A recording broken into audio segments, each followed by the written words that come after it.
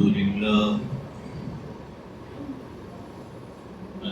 لله الذي يسبح الرعد بحمده والملائكة من خيفته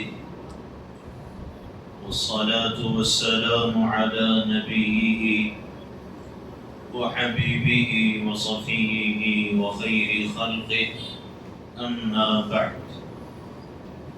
میرے نہایت قابل احترام بزرگوں، عزیز دوستوں، نوجوان ساتھیوں، گزشتہ کئی جمعوں سے ہمارے درمیان اللہ جل جلالہ وعم نوالہ کی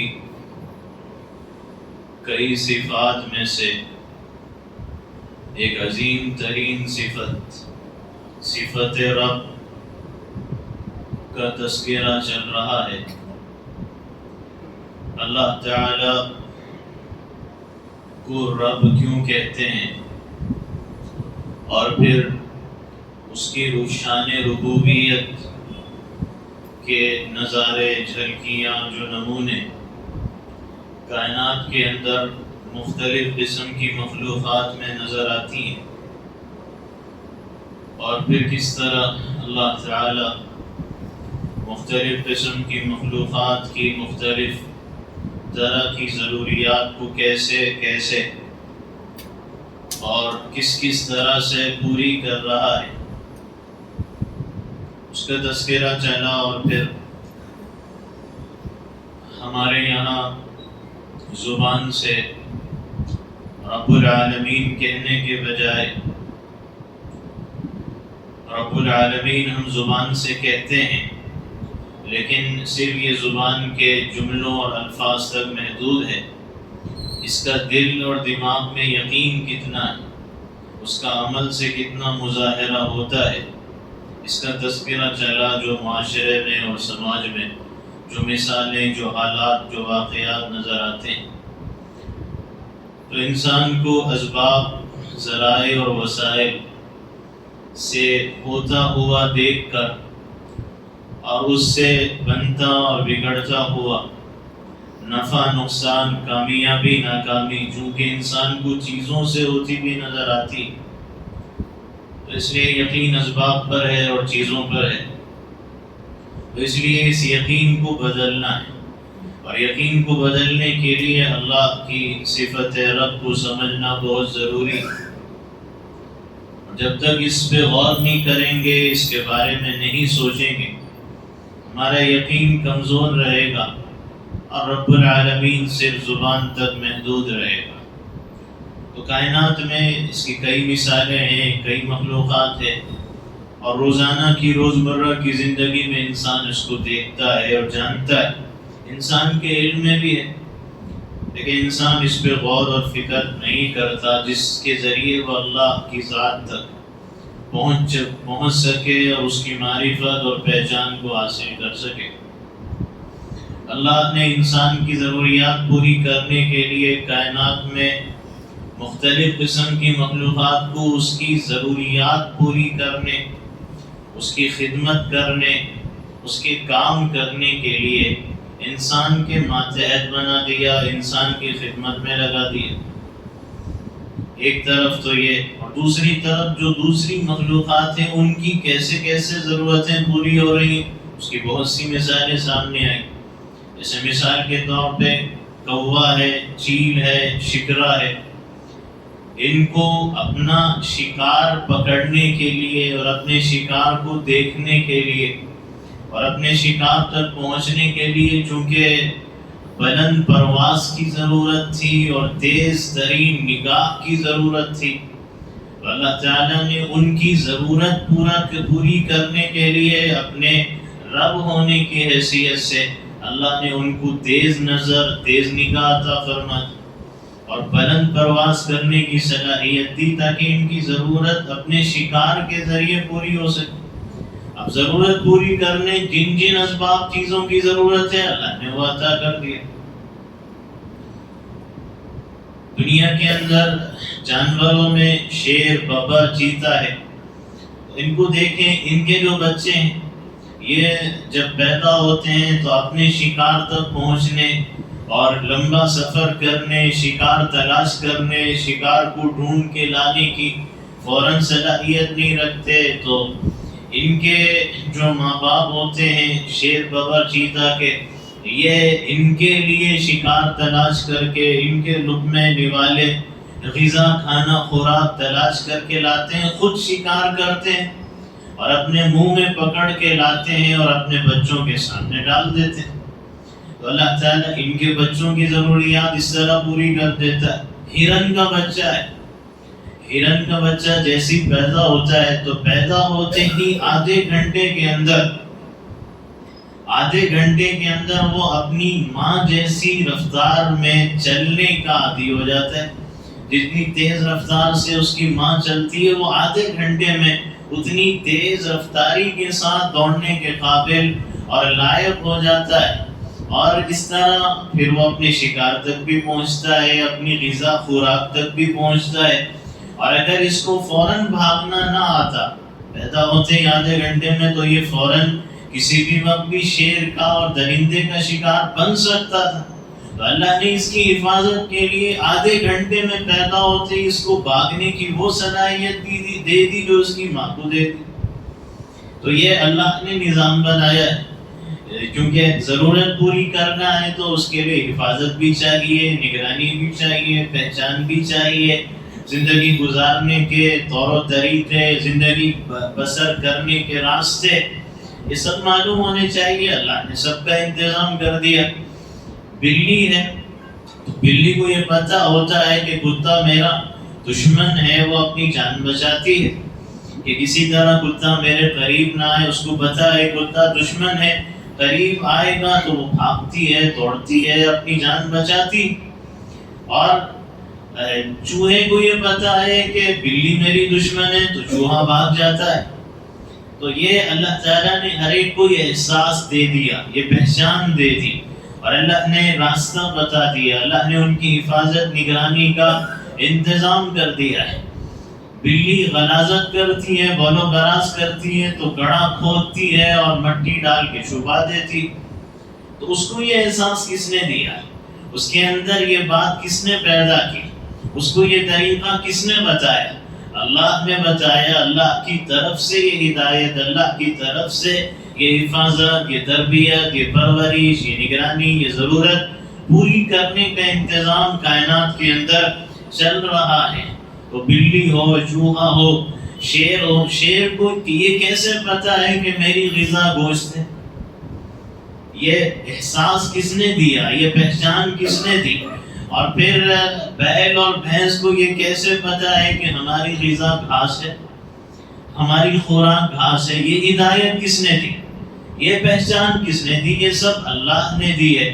کتا ہے وہ پہچان لیتا ہے کہ دشمن کون ہے اور مالک کون ہے، اجنبی کون ہے اور میرا اپنا کون ہے۔ مالک قریب آئے گا تو دم ہلا کے اپنی محبت کا اظہار کرے گا۔ کتا ہے لیکن روٹی ڈالو تو قریب آئے گا، پتھر مارو تو بھاگے گا۔ اس کو یہ پتا ہے، کتے کو، بلی کو، چوہے کو، شیر کو، ببر کو، چیتے کو، کوے کو، چیل کو، شکرے کو، ان سب کو یہ پتا ہے۔ احساس اللہ نے دیا۔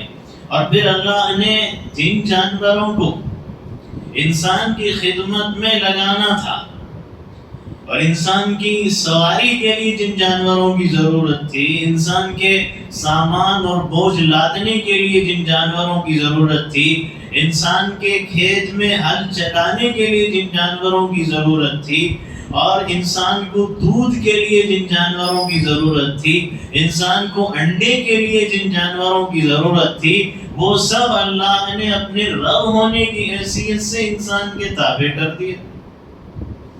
یعنی آپ دیکھیں، ایک طرف جانور شیر بھی ہے، چیتا بھی ہے، ببر بھی ہے، گینڈا بھی ہے،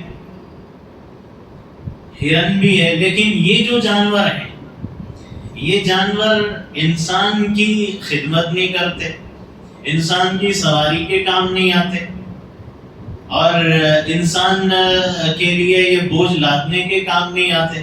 تو کچھ جانور تو ایسے ہیں، لیکن دوسرے جانور اللہ نے ایسے پیدا کر دیے کہ اگر یہ جانور انسان کے کام نہیں آتے تو ہم نے دوسرے جانور پیدا کر دیے جو انسان کی ضروریات پوری کرنے کے کام آ سکے. اور پھر کس نے ان کو ہدایت دی؟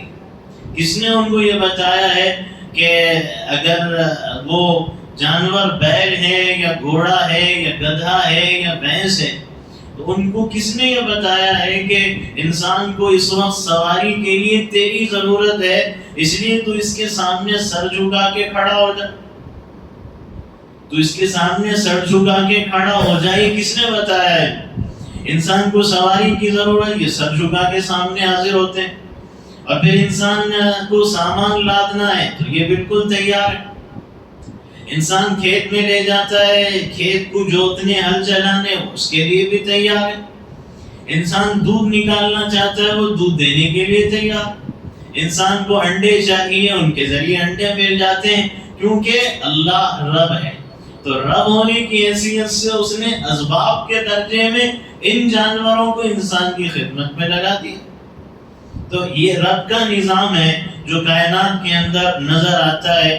انسان غور کرتا چلا جائے تو انسان کو یہ سمجھ میں آئے گا کہ اللہ نے کائنات کو میری خدمت میں لگا دیا، میرے ماتحت بنا دیا. کیوں؟ اس لیے کہ میری ضروریات پوری کرنا ہے، میری تربیت اور میری پرورش کا انتظام کرنا ہے.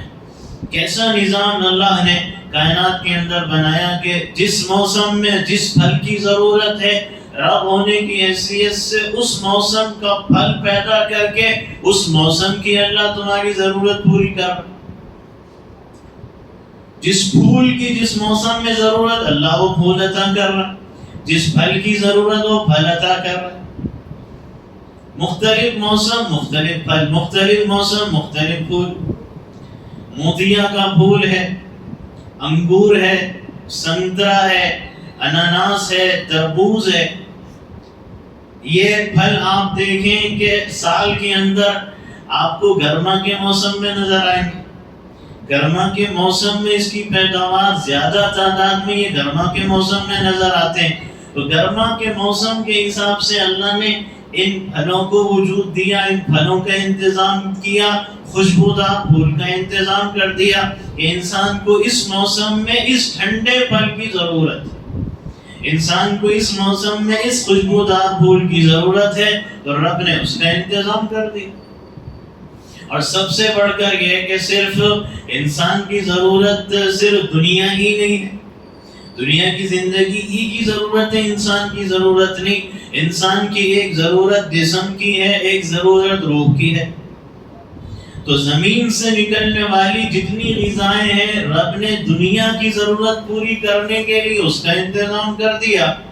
ایک ضرورت انسان کی روح کی ہے. اب انسان کی روح کے لیے بھی غذا کی ضرورت، اور اس روح کی غذا کا بھی رب نے انتظام کیا. اور اس روح کی غذا کا نام ہے اللہ کی طرف سے نازل ہونے والی وحی اور اللہ کا قرآن جو اللہ کے نبی پہ نازل ہو. کیونکہ روح کی بھی ضرورت پوری کرنا ہے. رب صرف جسم کا نہیں، رب تو روح کا بھی ہے. تو جب رب جسم کا بھی اور روح کا بھی ہے تو اس نے صرف جسم کی ضروریات پوری کر کے چھوڑنا نہیں تھا، اس نے روح کی بھی ضروریات پوری کرنی تھی.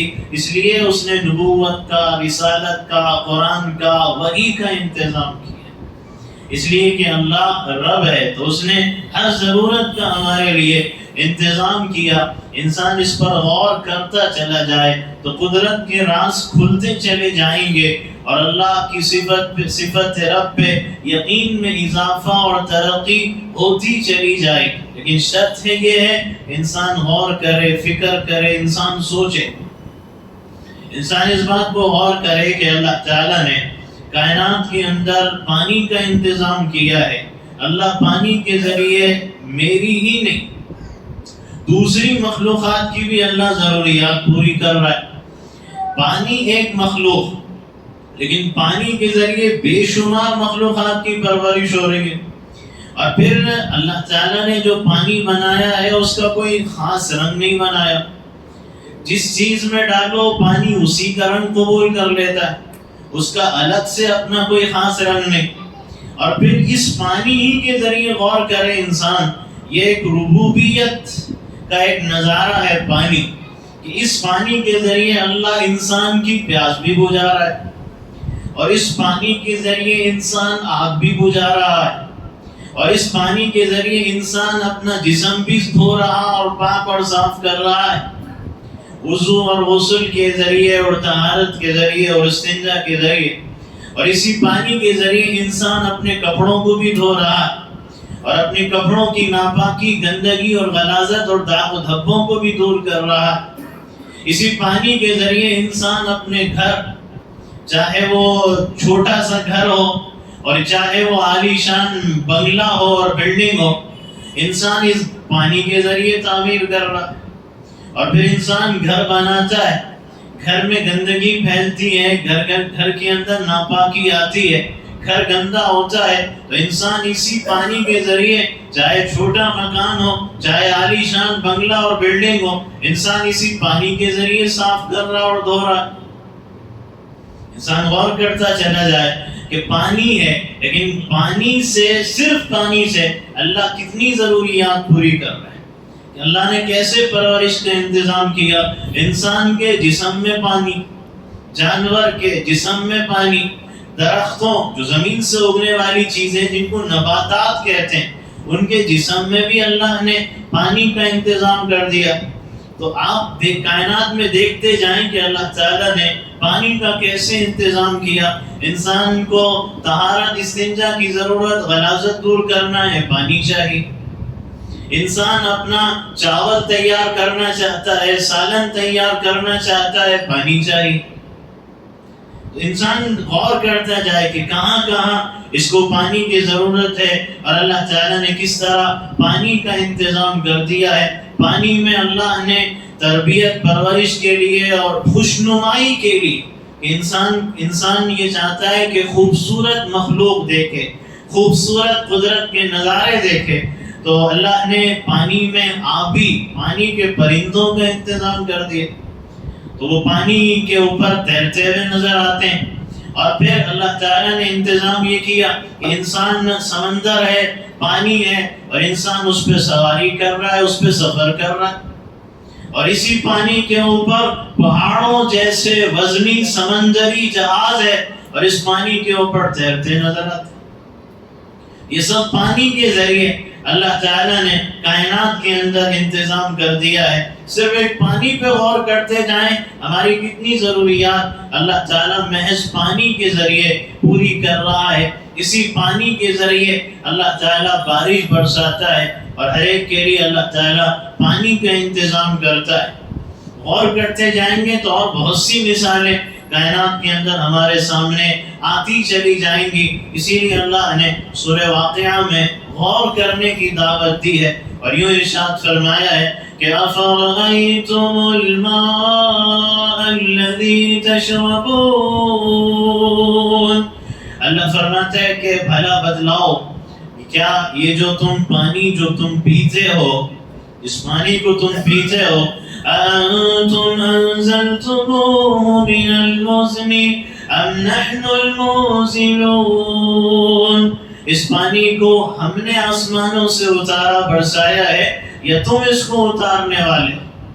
ہم ہی نے تو انتظام کیا ہے۔ لیکن انسان دنیا میں تھوڑے سے پیسے کم، تھوڑا سا روزگار کم، تھوڑی خواہشات پوری نہیں ہوئی، تو انسان پھر وہاں گلے شکوے شکایتیں کرتا ہے، اللہ کا رب ہونا بھول جاتا ہے، انسان ناشکری کا انداز اختیار کرتا ہے، نعمتوں کی ناقدری کے جملے اس کی زبان سے نکل پڑتے ہیں، وہ غور نہیں کرتا کہ کتنی نعمتیں اللہ کی ہے جو میری زندگی میں موجود، اور اللہ کیسے میری پرورش کر رہا ہے۔ تو اللہ آگے فرماتا ہے لَوْ نَشَاءُ جَعَلْنَاهُ جَاجًا فَلَوْلَا تَشْكُرُونَ، اگر ہم چاہیں تو اس پانی کو، اگر ہم چاہیں تو اس پانی کو ہم کڑوا بنا دیں، تو تم شکر کیوں ادا نہیں کرتے؟ اگر اللہ پانی کو کڑوا ہی رکھے تو پھر انسان پانی پیے گا کیسے؟